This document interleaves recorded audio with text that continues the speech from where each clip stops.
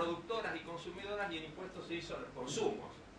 Esto obligó a planear un régimen de 20 años y se pautó la transición en la ley y no se modificó durante los 20 años. No solo eso, sino que cuando venció se volvió a prorrogar por otros 10 años. El último régimen que se sanciona por 10 años era el técnicamente más perfecto, que es el de la ley 20221, que iba a durar del 73 hasta el 80, el Senado lo prorrogó hasta el 83, cuando inició el gobierno constitucional del 73, y luego se prorroga hasta el año 84. Y ahí muere porque entre los desbarajustes que había provocado en la distribución el gobierno militar, más la incapacidad que tuvo el gobierno constitucional al principio de encontrar una solución, no hubo más que llegar a la caducidad del régimen por 3 años. Ante el hecho de que ese era el peor de los regímenes, el 1 de enero del 88 se sanciona una ley que iba a regir 2 años, tenía una cláusula de prórroga indefinida y todavía goza de salud, mala salud, pero todavía está vigente. ¿Qué otra cosa podemos rescatar de esos regímenes? Además de ser estructurales y de administrar bien el conflicto. Primero, corrigió avances que intentó hacer el Poder Ejecutivo Nacional siguiendo una práctica que luego se ha seguido hasta nuestros días.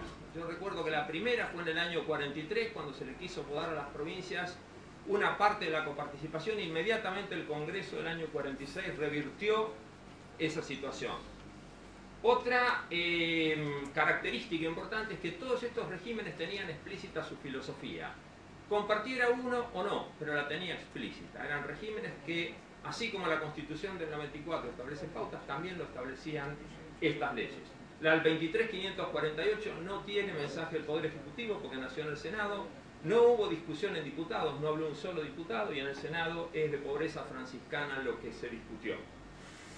Otra característica es que se fue perfeccionando el régimen, a medida que se encontraban defectos se lo iba solucionando, entonces se pasó de métodos de cálculo que eran manipulables a métodos de cálculo objetivos, datos de población de los censos, datos de vivienda de los censos de población, etc. Se introdujo a los municipios como obligación de coparticiparle parte de lo que recibían las provincias. Esto ocurrió a partir del año 1946. No se intentó saltar a las provincias, sino que directamente iba a la provincia y cada provincia, siguiendo lo que corresponde, establecía el régimen de coparticipación a los municipios que estaba de acuerdo con su función objetivo. La otra característica importante es que se fueron creando instituciones para administrar el régimen que fueron antecedentes de la actual Comisión Federal de Impuestos. Y esta fue una ley que empezó distribuyendo recursos, pero que coordinó los sistemas tributarios provinciales y que además, a medida que avanzó el tiempo, creó un régimen para los aportes del Tesoro Nacional. Esta fue una de las virtudes que tuvo la 23.548 que hoy rige, y los denostados ATN de la época de Menem, en realidad, fueron mucho menos que los de cualquier periodo histórico anterior, donde llegaron a ser más de 2 veces la coparticipación federal de impuestos, porque tenían un límite establecido por la ley. El otro avance que tuvo la ley 23.548 es que puso un resguardo contra los avances nacionales en los recursos provinciales, estableció una garantía de la mezcla, que Rogelio va a explicar que no se cumple, como la mayoría de las leyes argentinas, pero que por lo menos está en la ley. Los 90 son un muestrario de cosas que no se deberían hacer. Pactos que no se cumplieron, acuerdos que no se cumplieron, etc. Dándole razón a aquel gobernador Dávila que en 1643 le mandaba cartas al rey de España y le decía que no había cosa más deseada en este puerto de Buenos Aires que violar las leyes y las cédulas reales. Y la otra cosa que uno puede aprender, y me voy a remontar a Alberdi en 1852, que cuando miraba lo que se había hecho al cambiar el régimen rentístico español, decía que el entusiasmo había reemplazado la reflexión de Estado, que es lo que en estas cosas hace falta. ¿Qué se inaugura en los últimos 30 años en el federalismo? Yo en algún artículo lo expuse como el federalismo coercitivo, un federalismo sin reglas, donde la coerción va de la nación hacia las provincias. Y voy a dar 6 instrumentos que ha tenido este federalismo coercitivo. Uno es el cambio en la mezcla entre recursos coparticipables y no coparticipables. Hoy lo estamos viviendo con las retenciones a las exportaciones, pero tiene historia. En otra época fue el excedente del impuesto a los combustibles, que la nación lo utilizaba con un artificio de apropiarse fondos que les correspondía a los dos niveles de gobierno. Esto es lo que llevó a que en la 23.548 se pusiera un resguardo que obviamente, como dije hoy, no se está cumpliendo. Segundo tema del arsenal del federalismo coercitivo: recortes en la parte de la distribución que llamamos distribución primaria, que corresponde a las provincias. Esto tiene una larga historia, pero voy a nombrar solamente dos. Una era en el año 80, cuando se establecieron precoparticipaciones con destino al sistema de seguridad social.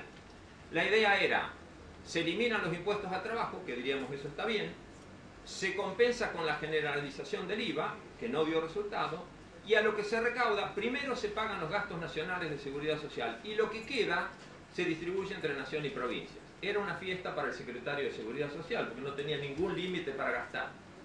Aprendido esto, en los 90, ¿qué se hizo? Se repitió la receta, pero se descontaron ciertas sumas de la parte provincial, el 15%, más una parte de ganancias, más una parte del IVA, etc. Tercer instrumento del federalismo coercitivo: avance sobre los sistemas tributarios provinciales, que de por sí son pobres, pero los funcionarios nacionales han tenido siempre la idea de decir: hay que poner un impuesto para el déficit a los inmuebles, a los automotores. El ejemplo es el incentivo docente, fue el último, un impuesto que se puso por un año y el incentivo lleva como 15 o 16 y sigue existiendo, digamos, son parches. Y además el impuesto a los bienes personales es un impuesto que grava bases imponibles en su mayoría fija y que tiene que ser por naturaleza un impuesto provincial. Yo creo que estos son los temas que hay que arreglar hacia futuro. El impuesto al cheque es casi una duplicación del impuesto a los ingresos brutos. Cuarto instrumento: la transferencia de gastos sin contrapartida financiera. La estrategia de la nación a lo largo del tiempo fue congelar la oferta de determinados servicios, por ejemplo educación, y dejar que las provincias atendieran toda la demanda. Eso lo acompañó hasta los años 80, cambiando la distribución primaria a favor de las provincias. En los 80 se le transfirieron las escuelas primarias sin contrapartida financiera. Esto se corrigió en la ley 23.548, la que rige, agregándole un 8-16%, que después les puedo contar de dónde salió ese número, y vuelve a repetirse en el año 92.